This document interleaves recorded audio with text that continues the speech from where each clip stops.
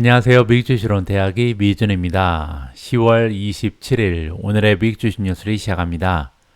오늘도 변함없이 미국 주식 투자의 정석을 지키고 있는 미준에 오신 것을 환영합니다. 제가 매일 아침 이렇게 방송 녹화하면서 안녕하세요라고 인사를 드리잖아요. 오늘은 정말 안녕하신지 궁금합니다. 미국 증시가 연일 하락을 거듭하고 있어서 아마 속이 좀 상하신 분들이 계실 겁니다. 6개월 차트를 좀 봤더니요. 나스닥 같은 경우는 지난 7월 18일 날, 19일 날 이렇게 때가 가장 정점이었거든요. 그리고 나서 지금 3개월 동안 주가가 계속해서 하락하면서 지금까지 무려 12.27% 나스닥 지수가 하락했습니다. 보통 이렇게 정고점에서 지수가 10% 이상 하락하는 걸 우리가 보통 조정장이라고 부르거든요. 20% 이상 떨어지면 베어마켓이죠. 따라서 나스닥 같은 경우는 이미 공식적으로 조정장에 돌입을 했다. 이렇게 우리가 정의를 내려볼 수가 있는데요. 아무쪼록 이런 추세가 좀 꺾였으면 합니다. 어제 아마존의 결과가 너무나 좋았기 때문에 아마존의 힘을 입어서 금요일날은 좀 미국 증시가 반등을 하지 않을까 기대감을 갖고 오늘 방송을 진행해 보도록 하겠습니다. 10월 27일 보내드리는 오늘의 미국 주식 뉴스 바로 시작합니다. 오늘도 어제 미국 증시의 시황부터 정리해 드리겠습니다. 다우존스는 0.76% 떨어지면서 마감이 됐고요. S&P 500이 마이너스 1.18%, 나스닥이 가장 좋지 않았는데요. 하루 만에 1.76% 추가적으로 급락했습니다. 어제 이렇게 나스닥이 힘을 못 쓰면서 수많은 성장 주식들이 굉장히 좋지 않은 주가의 추세를 만들어냈는데요. 그 중에서도 더 트레이드 데스크가 7.6% 가장 좋지 않은 모습 보였고요. 텔라덕이 마이너스 7.58%, C리미티드 7.16% 빠졌습니다. 그 밖에도 슈퍼마이크로 마이너스 5.72, 리비안 마이너스 4.99, 아이온큐가 최근에 주가 흐름이 가장 좋지 않은데요. 어제 4.62% 추가적으로 떨어지면서 일주일 만에 24%나 급락을 하고 있습니다. 차지 포인트도 만만치 않죠. 4.6% 추가적으로 떨어지면서 일주일 만에 19.4% 하락 추세를 만들어냈습니다. 펠로톤이 마이너스 4.09, 코인베이스 마이너스 4.09, 우버 역시도 4.09% 떨어지면서 가장 주가의 하락이 도드라진 성장 주식의 이름을 올렸습니다. 다음에는 미준 탑12의 성적입니다. SMCI 가장 좋지 않았고요. 우버가 그 뒤를 따르고 있습니다. 어제 같은 경우는 최근에 어닝 실적이 너무나 좋았던 마이크로소프트 역시도 3.75%나 하락을 했고요. 엔비디아가 마이너스 3.48, 테슬라가 마이너스 3.14, 소파이 마이너스 2.54, 팔란티어 마이너스 1.92, 나비타스 마이너스 1.70, 아마존 마이너스 1.50, TSMC 마이너스 0.22, 그리고 다행히 두 종목이 올라갔는데요. 온세미컨덕터 그리고 인피니온이 2.02%, 2.29% 각각 상승했습니다. 어제 온셈이랑 인피니온이 상승한 이유는요. ST마이크로의 어닝 결과가 양호했기 때문이다. 이렇게 정리가 가능합니다. 최근에 계속해서 미준을 팔로우 하시는 분들께서는 이미 잘 알고 계신 것처럼 미국 증시, 즉 S&P 500을 기준으로 했을 때 4200대에 굉장히 좀 단단한 지지선이 형성돼 있었습니다. 그리고 이제 일부 차트 전문가들이 얘기하기를 4200이 지켜지는 것이 굉장히 중요하다. 이 밑으로 떨어지면 한참 더 하락장이 발생할 수 있다. 이러한 의견을 게시한 적이 있거든요. 그런데 안타깝게도 4200이 깨졌습니다. 그래서 오늘 첫 번째 기사로는요. 이런 기술적인 전문가들이 볼 때 과연 4200이 깨진 것이 어떤 의미가 있고 앞으로는 어떤 부분에 우리가 관심을 가지고 미국 증시를 살펴봐야 하는지 미국 증시의 향방을 함께 점검을 해보도록 하겠습니다. 미국 증시를 대표하는 S&P 500 지수가요. 수요일 날 5개월 만에 최저치로 마감을 했습니다. 벤치마크 지수인 S&P 500이 수요일 날 4186으로 마감을 했는데요. 어제 추가적으로 하락하면서 지금은 4137까지 떨어져 있습니다. 그렇게 되면요. 5월 이후에 처음으로 4200 아래로 떨어진 상황이다. 이렇게 정리가 가능한데요. 자, 이렇게 추세가 좋지 않은 이유는 여러분들 잘 알고 계신 것처럼 최근에 채권 금리가 너무나 변동성이 극심하죠. 굉장히 빠른 폭으로 채권 금리가 상승을 하고 있고요.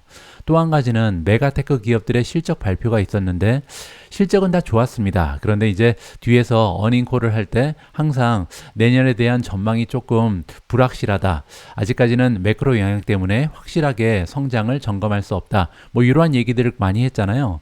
그러면서 이제 주가가 떨어지는 계기가 마련됐다. 이렇게 정리가 가능하겠죠. 매크로 리스크 어드바이저의 수석 기술 전략가, 다른 말로 이제 차트 전문가라고 보시면 되는데 존 콜로보스라는 전문가가 등장합니다. 콜로보스가 얘기하기를 이 수준 4200이 뭐 마법 같은 것이 있는 것은 아니다. 그런데 투자 심리적으로 굉장히 중요한 선이라고 합니다. 왜냐면요, 4200 근처에는 지지선에 합류가 있었다. 다시 얘기해서 여러 가지 지지선이 겹치는 부분이었다. 그래서 굉장히 단단한 지지선이 형성돼 있었다. 이렇게 우리가 볼 수가 있는 거죠. 자, 여기 보시는 것처럼 굉장히 좀 단단한 지지선이 있었다. 여기가 지금 뭐 정고점이기도 하고 굉장히 중요한 지점이었다는 것을 우리가 볼 수가 있겠죠. 자, 이제 중요한 것은요, 4200이 깨졌는데 그러면 지금부터 얼마나 하락할 가능성이 있는지 이 부분에 대한 의견을 한번 들어보고자 합니다. 콜로보스라는 전문가의 의견에 따르면요, 4145를 지켜봐야 한다.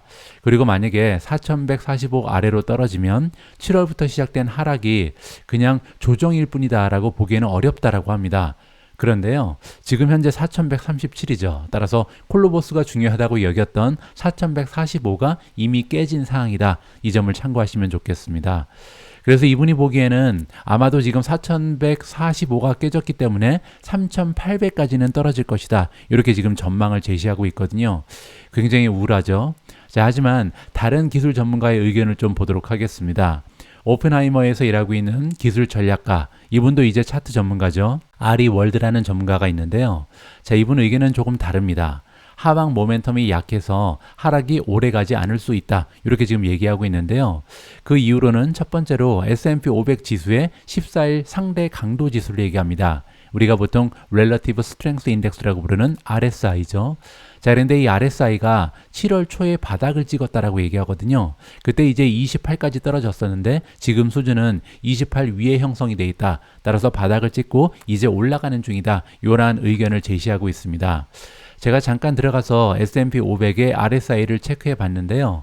S&P 500은 지수 가지고 이제 RSI를 볼 수 없기 때문에 보통 스파이로 들어가서 보면 됩니다. 스파이는 S&P 500을 추종하는 ETF잖아요. 자, 스파이로 들어가서 모멘텀을 클릭하시고요. 가장 아래로 향하시면 가장 밑에 있죠. Relative Strength Index가 있는데요. 자, 여기 보시면 아까 10월 초에 28을 찍은 적이 있다 그랬죠. 28.55가 최저점이었습니다.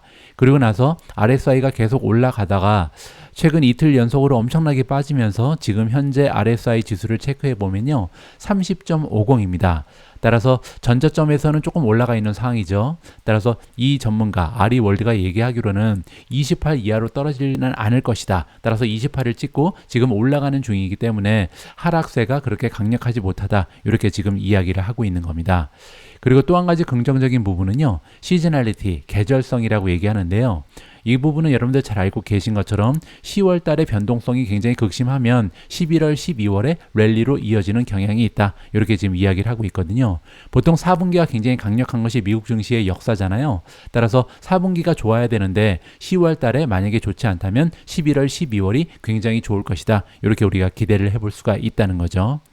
따라서 아리월드라는 전문가가 얘기하기로는요, 4200선 밑으로의 움직임이 단기적인 곳으로 판명된다면, 그 얘기는요, 지금 현재는 4200으로 떨어졌지만 단기간에 다시 반등할 수가 있거든요. 자, 이렇게 좋은 움직임이 발견이 된다면 하락장에서 매수할 기회로 삼아야 된다. 그리고 지금 현재는 테크주가 가장 좋다. 이렇게 지금 투자 조언을 해주고 있습니다. 반면 단기적으로는 하락할 수 있는 위험 영역이 있는데 소형주다. 소형주는 좀 피해야 된다. 아무래도 소형주 같은 경우는요, 이 발란시트이 튼튼하지 못하기 때문에 금리 영향을 많이 받거든요. 발란시트이 튼튼하지 못하다는 것은 아무래도 빌린 돈이 많기 때문에 금리가 계속 올라가게 되면요, 적지 않은 타격을 받을 수가 있습니다. 따라서 지금처럼 고금리 상황에서는 소형주를 피하는 것이 좋다. 이렇게 얘기하는 거죠. 자, 그리고 아리월드라는 전문가는 베어 케이스도 이야기를 하고 있습니다. 그 얘기는요, 지금 이 전문가가 보기에는 4200에 지금 떨어져 있지만 그 위로 바로 올라가면서 반등을 시작할 것이다. 이렇게 긍정적으로 본다는 거잖아요. 하지만 만약에 그렇게 되지 못하는 경우, 그 얘기는요, 지금 현재 S&P 500이 200일 이평선 아래에 마감이 되어 있습니다. 장기적으로 추세가 좋지 않다는 거죠. 따라서 빨리 다시 올라가야 되는데 그렇게 하지 못한다면 S&P 500이 계속해서 200일 이평선 아래에 머무른다면 문제가 될 수 있다는 거죠. 그때가 되면요, 가장 중요한 선이 4050이다. 왜냐하면 4050이요, 4월 그리고 5월 달에 있었던 저점과 일치한다고 얘기합니다. 따라서 지금은 그게 지지선이다, 이렇게 얘기하는 거죠. 따라서 4050이 또 하나의 지지선을 형성하고 있는데 이거를 뚫고 내려가는지 주시할 필요가 있다, 이러한 조언을 안겨주고 있습니다. 참고만 하시면 좋을 것 같습니다. 어제는 미국에서 굉장히 중요한 경제 지표 하나가 발표가 됐습니다. 바로 3분기 GDP인데요. 제가 예전에 여러 번 말씀드린 것처럼 미국에서는요, GDP를 3번에 나누어서 발표합니다. 그 얘기는요, 뭐 조금씩 보여준다는 의미가 아니라 수정을 2번 한다는 거죠. 따라서 어제 발표된 것은 첫 번째 드라프트다, 이렇게 보시면 되고요. 앞으로도 계속 수정될 가능성이 높지만 어제 발표된 수치가 너무나 양호했습니다. 보시는 것처럼 미국이요, 3분기에 GDP가 무려 4.9% 성장했거든요. 미국은 조그만 나라가 아니죠. 그래서 이렇게 경제 다국이 4.9% 성장한다는 것은 어떻게 보면요, 뭐 경제가 호황이다, 이렇게 얘기할 정도로 굉장한 수치가 발표가 된 겁니다. 여기 깔끔하게 정리가 되어 있는데요. GDP는 지금 전망치가 4.5였는데 4.9%나 올라갔고요. 퍼스널 컨섬션, 개인들의 소비죠. 소비는 4% 예상치랑 일치했습니다. 마지막으로 PCE 프라이스 인덱스, 우리가 보통 Personal Consumption Expenditure라고 부르는 거죠. 개인 소비 지출인데요. 인덱스가 지금 식료품과 에너지를 제외한 근원 PC입니다. 이거는 지난 분기에 2.5가 전망치였는데 2.4% 올라가는 데 그쳤다. 따라서 전반적으로 굉장히 양호한 그러한 수치가 발표가 된 거죠. 어제 발표된 수치에 따르면 미국 경제는 금리 인상이라든지 지속적인 인플레이션 압력, 그리고 기타 여러 가지 국내외 역풍이 있잖아요. 뭐 지금 현재 글로벌적으로 2개의 전쟁이 진행되고 있을 정도로 정말 최악의 상황입니다. 그런데 그 상황을 극복하고 강력한 소비자 지출 덕분에 3분기에 예상보다 훨씬 더 빠른 성장세를 기록했다, 이렇게 정리를 해주고 있습니다. 미국의 국내 총생산, 이게 이제 줄여서 GDP잖아요. GDP를 7월부터 9월까지 3개월 동안 추세를 살펴봤더니 연율로 4.9%가 나왔습니다. 여기 연율이라고 써 있는 게 뭐냐면요, 한국에서는 GDP를 계산할 때 작년과 올해를 바로 나누어서 계산합니다. 그런데요, 미국은 그렇게 하지 않죠. 왜냐하면 추세가 중요하다, 이러한 입장을 가지고 있거든요. 그 얘기는 지난 분기랑 이번 분기를 비교해서 거기에다가 4를 곱합니다. 따라서 이번 추세가 계속해서 진행될 것이다, 이러한 가정이 들어가는 거죠. 그거를 연율이라고 부르고요. 이번에 4.9%로 시장의 전망이었던 4.5%를 훨씬 넘어서는 굉장히 훌륭한 성장세를 기록했습니다. 그리고 지난 분기에는 2.2%에 불과했거든요. 따라서 2.1이 갑자기 4.9로 올라가면서 굉장히 강력한 추세가 발견된다, 이렇게 정리가 가능합니다. 지금 보고 계신 그래프를 보시면요, 최근에 이제 미국 경기가 굉장히 좋지가 않았죠. 2022년 1분기부터 2분기 연속으로 마이너스 성장을 했었고요. 그리고 3, 4분기 플러스로 돌아서긴 했는데 최근에 이제 계속해서 성장이 둔화되는 추세를 만들어냈었습니다. 그런데 갑자기 3분기에 4.9%라는 호황이라고 얘기할 수 있는 엄청난 수치가 발표가 된 거죠. 이번에 미국의 GDP가 이렇게 놀라운 수치가 발표된 이유가 설명되고 있는데요.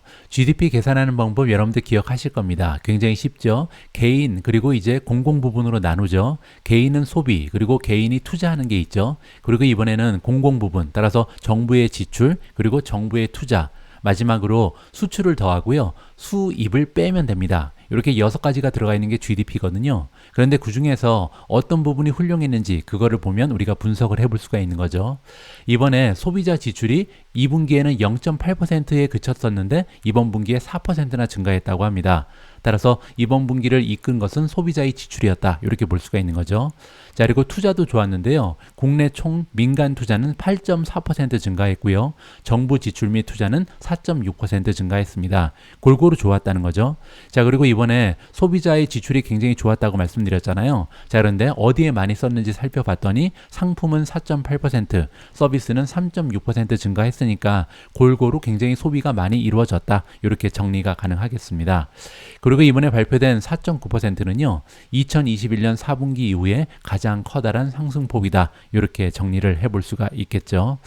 많은 경제학자들은요, 사실 얼마 전까지만 해도 2023년 하반기에 최소한 얕은 경기 침체에 빠질 것이다. 이렇게 예상한 바가 있습니다.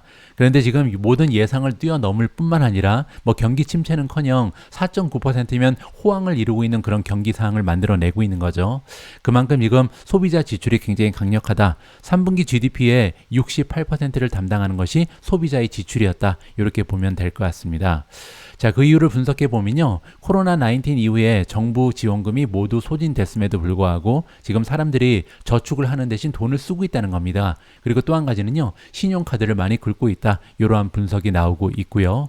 하지만 장기적으로 유지될 수 있는가? 지금 현재 강력한 경기가 계속해서 유지가 되는가? 이게 지금 관건인데요. 그러기 좀 어려운 상황이라는 거죠. 금리도 그렇고 인플레이션도 그렇고 소비자들은 다양한 문제에 직면해 있다.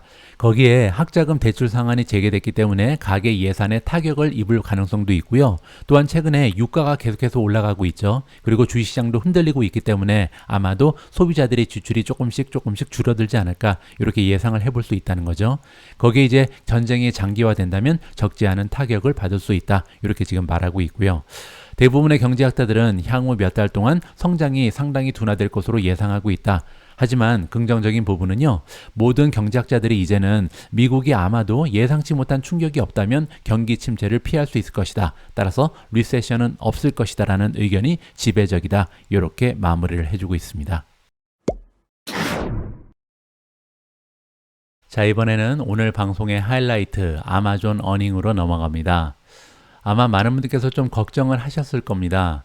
이번 주에는 메가테크 기업들이 좋은 어닝을 발표해도 주가의 흐름이 굉장히 부정적이었잖아요. 마이크로소프트를 제외하고는 어닝 발표 이후에 대체적으로 주가가 많이 떨어졌기 때문에 아마존의 주주 입장에서 좀 걱정이 됐었는데요. 다행히 어닝을 발표한 이후에 주가가 5.34% 급등 추세를 만들어내고 있습니다. 자, 일단 아마존의 어닝 결과 핵심 부분부터 살펴보시면요. EPS는 0.94달러 94센트가 나왔고요. 시장의 전망치는 0.60에 불과했습니다. 따라서 순이익이 시장의 전망에 비해서 월등한 수치를 만들어낸 거고요. 매출은 1,431억 달러를 만들었는데 작년 대비 성장률이 무려 12.6%를 기록했고요. 시장의 전망치에 비해서도 15억 달러 이상 상회하는 좋은 수치를 발표를 했습니다.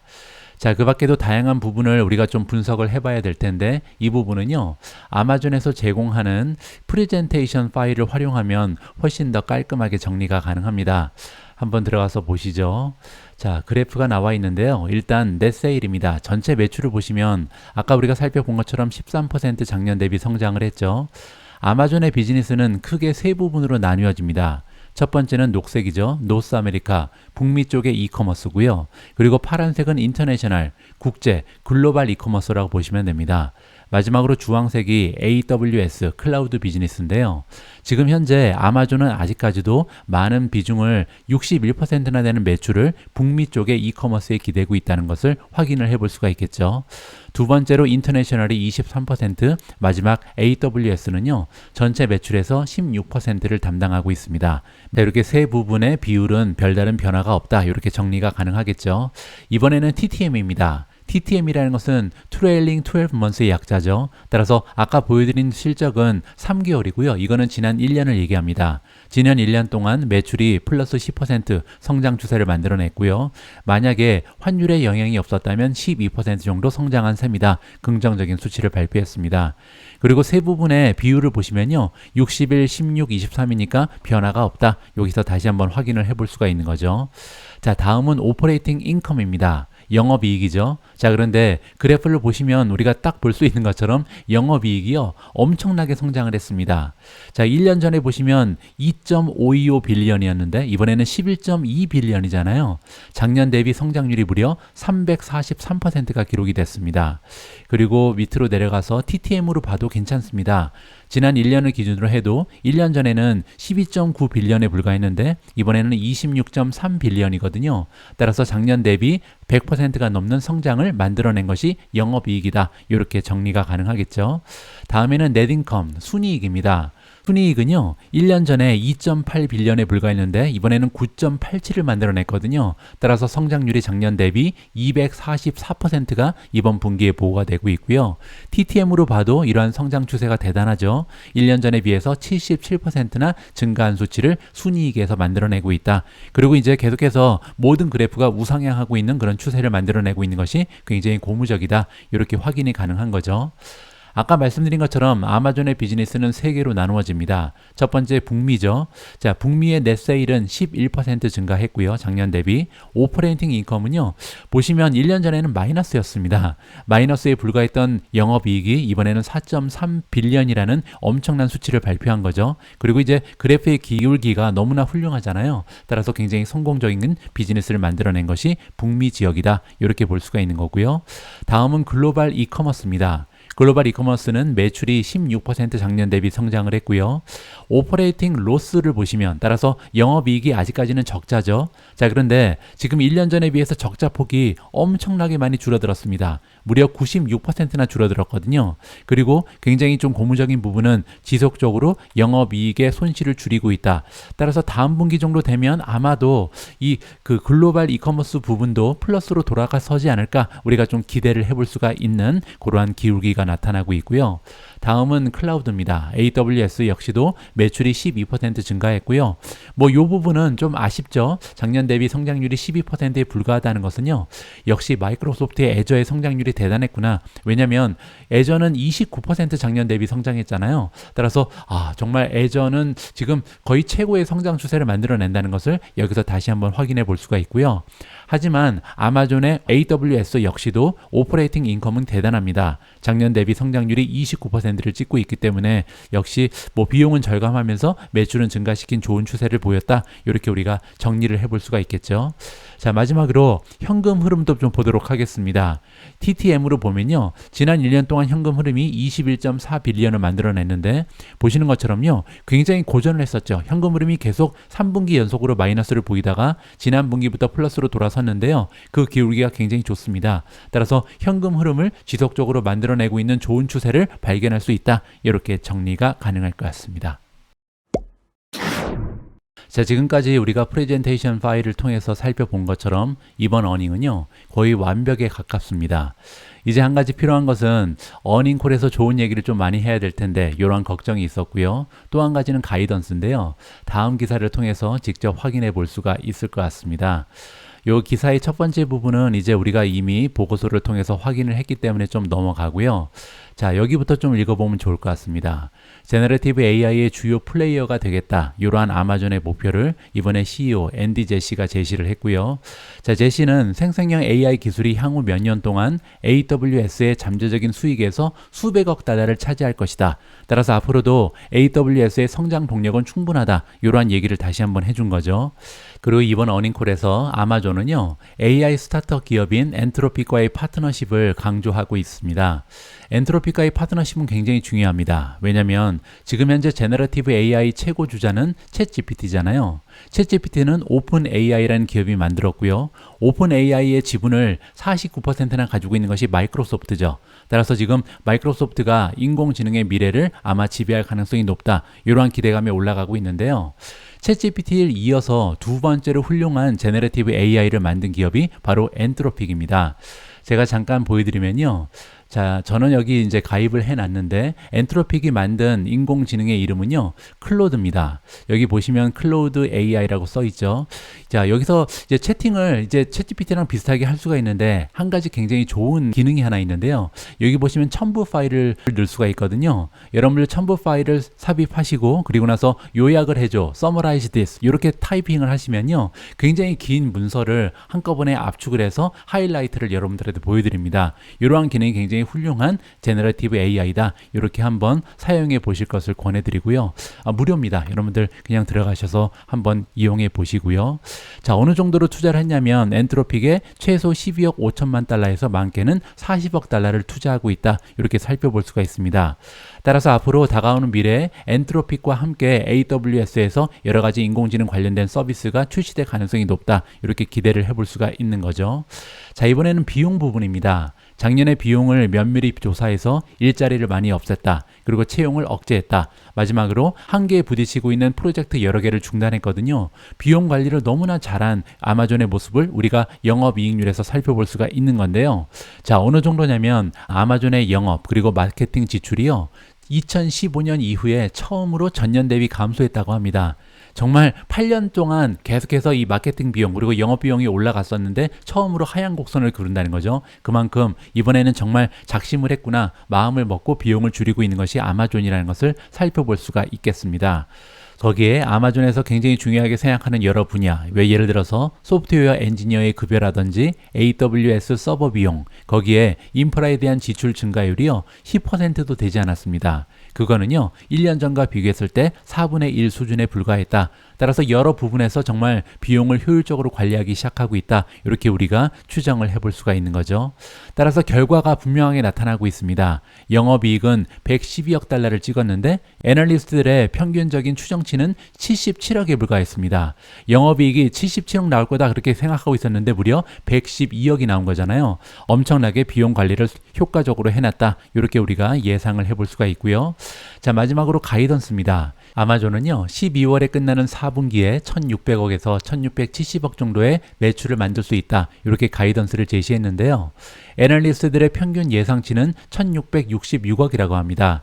따라서 간신히 부합하는 수치죠. 매출의 전망치는 뭐 엄청난 수치는 아닙니다. 하지만 중요한 것은요. 영업이익을 보시면 무려 70억 달러에서 110억 달러 정도 가능하다. 이렇게 가이던스를 제시했는데요. 지금 시장의 전망치는 평균적으로 87억에 불과하거든요. 따라서 다음 분기에도 시장의 기대치를 훨씬 더 넘어서는 엄청난 영업이익을 만들어낼 것이다. 따라서 지금부터는 뭐 영업이익, 순이익 굉장히 좋게 나올 수 있다. 따라서 EPS가 굉장히 시장의 전망치보다 월등한 수치를 다음 분기에도 기대할 수 있을 것으로 예상이 됩니다.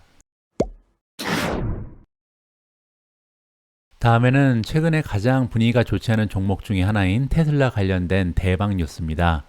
모처럼 굉장히 테슬라 관련해서 긍정적인 소식 하나가 발표가 됐는데요. 그 근원지는 제가 지내고 있는 영국입니다. BP라는 기업이 등장합니다. BP는요, 이 아래 사회진에서 보실 수 있는 것처럼 그 주유소를 운영하는 영국의 대표적인 기업인데요. 그 규모가 어느 정도냐면 런던 주식시장에서 시가총액 1위 기업이 바로 BP입니다. 따라서 엄청난 기업과 이번에 파트너십이 결성된다. 이렇게 이해가 가능하고요. 미국 내 입지를 확대하기 위해서 1억 달러 규모의 테슬라 초고속 충전기를 BP가 구입한다라는 굉장히 긍정적인 소식이 발표가 되고 있습니다. 영국 런던 증시의 시가총액 1위 기업인 BP는요. 참고로 뉴욕 증시에도 상장은 돼 있습니다. BP가 티커네임이고요. 이번에 미국 전역에 BP 펄스 네트워크를 확장을 하기 위해서 노력하고 있다. BP 펄스가 뭐냐면요. 제가 여기 참고로 적어놨는데 영국 최대의 전기차 충전 네트워크라고 보시면 됩니다. 그런데 이미 5,000개가 넘는 충전소를 운영하고 있거든요. 아까 사진에서 보신 것처럼 BP는 원래 주유소죠. 근데 굉장히 빠르게 혁신을 거듭하고 있다는 것을 볼 수가 있습니다. 따라서 영국 최대의 주유소 기업이었던 BP가 이미 전기차의 시대를 대비해서 5,000개 이상의 충전소까지 운영하고 있다. 그렇기 때문에 이제 시가총액 1위를 유지할 수 있는 힘이 있다. 그런 기업이라고 볼 수가 있는 거죠. 자, 그런데 이 BP 펄스 5,000개 이상의 충전소를 운영하고 있는 BP 펄스가요. 이번에 미국에 본격적으로 진출한다. 이렇게 볼 수가 있는 거죠. 자, 그런데 본격적으로 진출하기 위해서는 충전기가 필요한데 이 충전기를 1억 달러어치 테슬라에서 산다. 굉장한 소식이다. 저는 개인적으로 판단합니다. 자, 설치 장소는 시카고, 휴스턴, 로스앤젤레스, 피닉스, 워싱턴 DC로 확인이 됐고요. 250kW 출력의 테슬라 초고속 충전기는요. BP 펄스가 브랜드화한다. 따라서 이름은 테슬라 슈퍼차저로 들어가는 것이 아니라 BP 펄스로 들어가겠죠. 자, 그리고 북미 충전 표준 그리고 복합 충전 시스템 커넥터와 모두 호환이 되는 테슬라의 매직 독을 장착할 예정이다. 자, 매직 독은요. 그야말로 충전기 하나로 둘 다 할 수 있다는 겁니다. 우리가 보통 얘기하는 CCS 방식 그리고 NACS 방식 둘 다 차지를 할 수 있는 것이 테슬라의 매직 독이다. 이렇게 보시면 되고요. 테슬라와의 계약은 향후에 2, 3년 동안 5억 달러를 투자해서 2030년까지는요. 미국 내 전기차 충전 인프라에 10억 달러를 투자하겠다. 이것이 BP의 계획이라고 합니다. BP 펄스의 EV 충전 사업은요. 이미 27,000개 이상의 충전기를 설치하고 있고요. 2030년까지는요, 전 세계에 10만 개 이상의 충전기를 설치할 것을 목표로 가지고 있다고 합니다. 자, 그런데 이런 목표에 테슬라가 1조를 할 가능성이 높다는 거죠. 그렇게 되면요, 10만 개 가까이 팔 수도 있겠다. 이렇게 기대감을 가질 수가 있겠습니다. 두 가지 의미가 있는 것 같습니다. 첫 번째로요, 이 BP는요, 제가 좀 찾아보니까 하드웨어도 만듭니다. 자체 엔지니어링 팀이 있어서 EV 충전기를 설계하고 개발하는 그런 회사거든요. 그리고 이미 다른 기업과 협업도 진행하고 있고요. 그런데 이렇게 다른 데를 놔두고 그리고 자기 자신들이 직접 만들 수 있는데도 불구하고 테슬라의 슈퍼차저를 산다는 것은요, 그만큼 가격적인 면이라든지 성능에서 우월하기 때문이다. 이렇게 우리가 이해를 해볼 수가 있겠죠. 따라서 주주 입장에서 이런 생각이 듭니다. 테슬라의 또 다른 비즈니스 모델이 만들어졌구나. 따라서 수입원이 굉장히 여러 개 다양하게 있잖아요. 심지어는 보험까지 파는 것이 테슬라인데 이제는 충전기까지 팔면서 수입을 극대화시킬 수 있겠다. 또 다른 하나의 호재가 발생됐다라고 개인적으로 판단합니다. 자, 다음으로 준비된 기사 역시도 대박 소식입니다. 이번 대박 소식의 주인공은 우버고요. 우버가 드디어 자율주행 웨이모 차량으로 로보택시 서비스를 제공한다는 굉장한 뉴스가 뜨고 있습니다. 한번 읽어보시죠. 피닉스에서 우버를 주문하는 고객은요, 이제 완전 자율주행 차량을 이용할 수 있다라고 목요일 블로그 게시물에서 발표가 됐습니다. 여기 지금 완전 자율주행이라고 써있기 때문에 정말로 운전자가 없는지 확인을 좀 해봤는데요.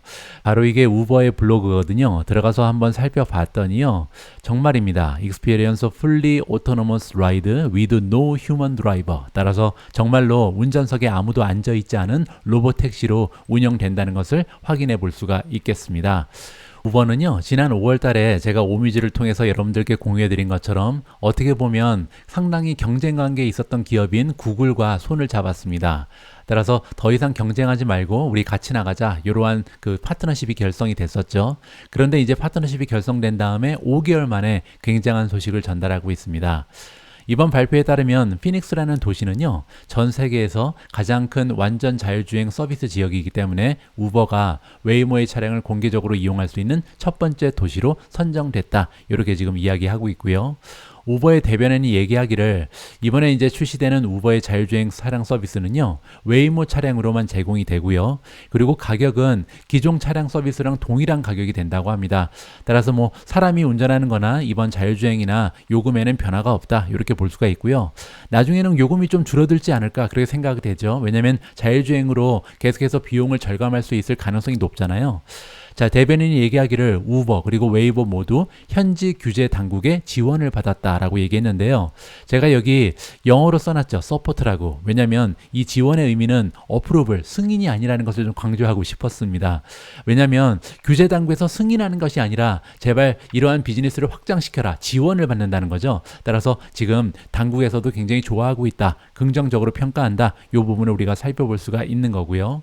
완전 자율주행 차량과 페어링이 되면 이 얘기는요, 이제 우버 앱에 들어가서 차량을 호출했는데 만약에 내가 이용할 자동차가 완전 자율주행 자동차다 이렇게 되면요, 우버 앱에서 사용자한테 알림이 전송된다고 합니다. 그럼 이제 우리 입장에서는 수락하거나 거부할 수 있다. 무서운 사람은 아직까지 거부하겠죠.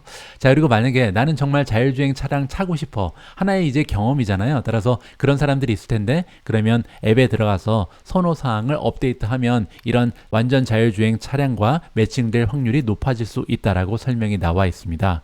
우버는요, 피닉스에서 과연 몇 대의 웨이모 차량이 서비스되고 있는지, 그리고 다른 도시에는 언제 진출할 건지 이러한 내용은요, 아직까지 밝히지 않았다고 합니다. 자, 일단 미국의 한 도시에서 출시가 됐기 때문에 이런 로보택시 서비스가 좀 빠른 추세로 확장되지 않을까 기대감을 가져보는데요. 앞으로 업데이트 소식이 들려오면 여러분들께 바로바로 공유해 드릴 수 있도록 하겠습니다. 오늘 마지막으로 전달해드릴 기사는요, 인도네시아에서 들려온 뉴스입니다. 어제 이 뉴스 때문에 C리미티드의 주가가 무려 7% 이상 하락을 했는데요. 어떤 내용인지 핵심만 좀 설명을 드리도록 하겠습니다. 기사의 제목을 보시면요, 유튜브, 메타, 틱톡이 인도네시아에서 전자상거래, 즉 이커머스 라이센스를 획득하기 위해서 노력한다. 이렇게 우리가 이해를 해볼 수가 있는데요. 제가 한 2, 3주 전에 여러분들께 오미지를 통해서 전달해드린 내용이었었는데요. 동남아시아 최대 경제 국가인 인도네시아에서 이번에 법령 하나를 만들었는데요. 그 규정이 뭐냐면 소셜미디어 기업들은요, 이 소셜미디어 플랫폼에서 이커머스를 할 수 없다. 이러한 법률이 만들어졌습니다. 자, 이거는 틱톡샵이라든지 아니면 최근에는 페이스북 그리고 인스타그램을 통해서도 굉장히 좀 많은 기업들이 샵을 만들어서 운영을 하고 있는데 여기에서 물건을 판매하면 안 된다. 이렇게 우리가 이해를 해볼 수가 있거든요. 따라서 이거는 굉장히 커다란 호재였습니다. C 리미티드 입장에서 그랬다는 거죠. 왜냐하면 기존의 이커머스 기업 입장에서는 시장 점유율을 뺏길 가능성이 굉장히 높았는데 이럴 걱정을 할 필요가 없었다. 이렇게 이해가 가능한 거죠. 자, 그런데 이번에 기사 제목에서 뭐라 그랬냐면요. 유튜브, 메타, 틱톡이 전자상거래 라이선스를 노리고 있다. 자, 이 얘기가 뭐냐면 그러면 우리 소셜미디어에서는 그냥 광고만 하겠다. 그리고 이커머스 플랫폼은 따로 만들겠다는 거죠. 따라서 소셜미디어에서 바로 판매하진 않지만 광고를 통해서 어떻게 연결하는 방법은 굉장히 간단하잖아요. 다른 샵에서 이커머스 라이센스를 따서 거기에서 이커머스를 우리가 운영을 하면 되지 않겠는가? 이러한 편법을 쓴다라고 합니다. 이미 메타가 그런 방식으로 이제 진출한 상황이고요. 유튜브랑 틱톡이 그 뒤를 잇고 있다. 이렇게 보시면 되겠습니다. 자, 메타는 페이스북, 왓츠앱, 인스타그램에 대한 허가를 주시하고 있다. 이 허가를 받으면 공급업체가 상품을 광고하고 시장 조사를 할 수 있지만 앱상에서 전자상 거래는 허용되지 않는다. 이렇게 우리가 이해를 하면 될 것 같습니다. 따라서 여기에서 만약에 라이센스가 획득이 되면요. 지금 기존에 진출해 있는 C 리미티드 같은 경우는 적지 않은 타격을 받을 가능성도 있다. 이렇게 우리가 예상을 해볼 수가 있을 것 같습니다. 10월 27일 보내드린 오늘의 미국 주식 뉴스는 여기까지입니다. 이번 주에도 미중과 함께 해주신 모든 분들께 감사의 말씀을 전합니다. 굉장히 힘든 한 주가 지나갔습니다. 여러분들 주식 투자하시느라고 고생하셨고요. 다가오는 주말에는 조금 기분 좋게 편안한 마음으로 휴식을 취하셨으면 합니다. 오늘 시간 관계로 제가 읽어드리지는 못했는데요. 이번 기사 내용의 가장 밑에를 보시면요. S&P 500 지수는 2024년에 평균 12%의 EPS 성장을 기록할 것으로 지금 시장에서 예상을 한다고 합니다. 언제나 말씀드리지만 주가는 실적 곱하기 멀티플이잖아요. 멀티플은 언제나 올라갔다 내려갔다를 반복할 거고요. 우리가 관심을 가져야 되는 부분은 과연 멀티플과 상관없이 우리가 투자하는 기업, 우리가 투자하는 시장이 지속적으로 EPS, 즉 실적을 계속해서 성장시킬 수 있는가, 이 부분에만 집중을 했으면 합니다. 자, 이렇게 생각하시면서 편안한 마음으로 주말 만끽하셨으면 좋겠고요. 저는 다가오는 월요일 좀 더 긍정적인 소식 잔뜩 모아서 인사드릴 수 있도록 하겠습니다. 우리 모두가 미국 주식 투자로 은퇴하는 그날까지 다 함께 화이팅입니다. 행복한 하루 되세요. 감사합니다.